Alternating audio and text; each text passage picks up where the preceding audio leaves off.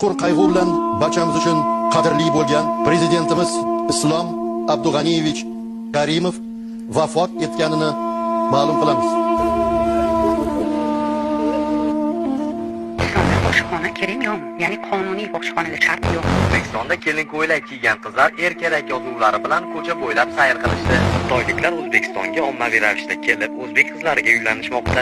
Xorazmda profilaktika inspektori begona ayol bilan qo'lga tushdi. O'zbekistonda vagon kuzatuvchisi kupeda fohishaxona tashkil qildi. Toshkentda klub raqqosalari milliy liboslar kunini qo'llab-quvvatladilar. Tungi liboslarni an'anaviy liboslarga almashtirdilar.